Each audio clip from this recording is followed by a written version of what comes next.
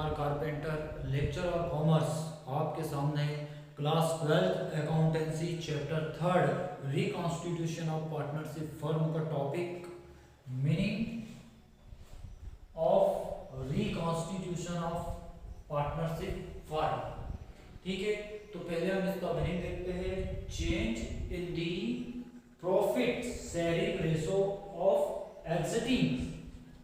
partners, admission of a new partner, admission of a new partners or retirement of a partners is called reconstitution of partnership। ठीक है, अगर साझेदारों के लाभालाभ अनुपात में परिवर्तन होता है ना, change in the profit sharing ratio, अगर साझेदारों के जो प्रॉफिट शेयरिंग रेशियो है उसमें किसी प्रकार का कोई चेंजेस होता है of existing partners, admission of a new partner,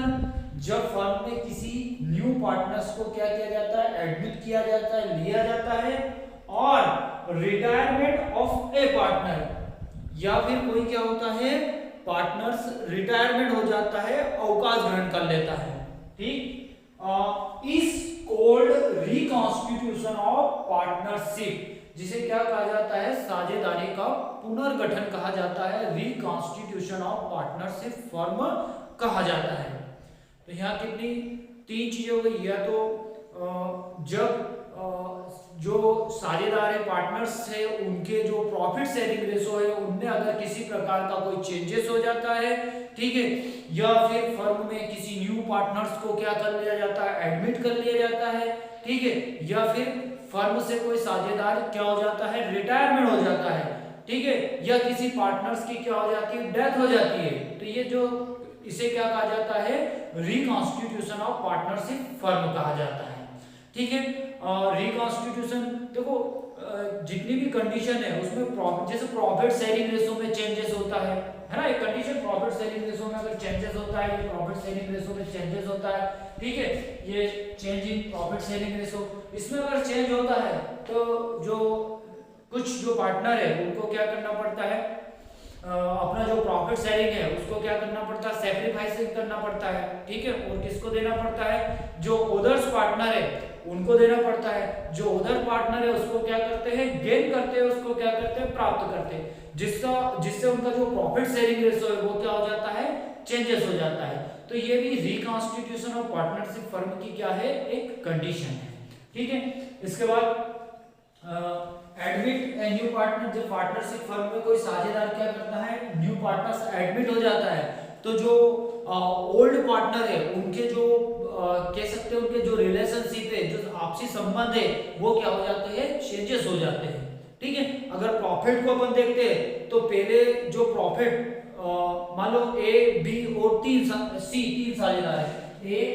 B और सी तीन साझेदार है, ठीक है, इसमें एक डी नाम का न्यू पार्टनर्स आया, न्यू पार्टनर्स, ठीक है, पहले लाभ ए बी सी में बढ़ता था, अब डी नाम का नया आ गया, तो ये डी की क्या करेगा, उसमें जो प्रॉफिट है उसमें अपना शेयर क्या करेगा, प्राप्त करेगा। तो इनके जो आपसी जो रिलेशनशिप है वो क्या हो जाते हैं, चेंजेस हो जाते हैं, है ना। जब कोई साझेदार क्या हो जाता है, रिटायरमेंट हो जाता है, अवकाश ग्रहण कर लेता है, तो ऐसी कंडीशन में भी जो पार्टनर्स है उनके जो रिलेशनशिप है वो क्या हो जाते हैं, चेंजेस हो जाते हैं, वो क्या हो जाते हैं, बदल जाते हैं। तो हम कह सकते हैं कि पार्टनरशिप फर्म में अगर किसी भी प्रकार का कोई चेंजेस होता है तो वो रिकॉन्स्टिट्यूशन ऑफ पार्टनरशिप फर्म कहलाता है। इसको संक्षेप में ऐसा बोल सकते हैं, यहां से देखना, इसमें संक्षेप में इसको अपन इस टाइप से यहां बोल सकते हैं, है ना, briefly change in agreement of the existing partnership firm is called reconstitution of partnership firm. अगर पार्टनरशिप फर्म में किसी भी प्रकार का कोई चेंज होता है, एग्रीमेंट में किसी प्रकार का कोई चेंज होता है, तो वो क्या कहलाता है, रिकॉन्स्टिट्यूशन ऑफ पार्टनरशिप फर्म कहलाता है। It is to be noted, ठीक है, that due to reconstitution existing agreement between partners comes to an end। जो पुराना जो समझौता होता है हो जाता है, समाप्त हो जाता है। जो पार्टनर्स के बीच में जो पुराना एग्रीमेंट हुआ है वो समाप्त हो जाता है और उसके स्थान पर क्या किया जाता है, एक न्यू एग्रीमेंट क्या हो जाता है, लागू हो जाता है। And a new agreement is implemented in its place, और इसके स्थान पर एक नया एग्रीमेंट क्या हो जाता है, लागू हो जाता है। पुराना जो एग्रीमेंट है वो समाप्त हो जाता है। Changing profit sharing ratio, admission in new partner, ठीक है, रिटायरमेंट अ पार्टनर, या किसी पार्टनर्स की क्या हो जाती है, डेथ हो जाती है, तो ऐसी कंडीशन में क्या हो जाता है, जो ओल्ड जो एग्रीमेंट है, जो रिलेशनशिप है वो क्या हो जाता है, समाप्त हो जाता है और उसके स्थान पर एक नया एग्रीमेंट क्या हो जाता है, लागू हो जाता है। तो ये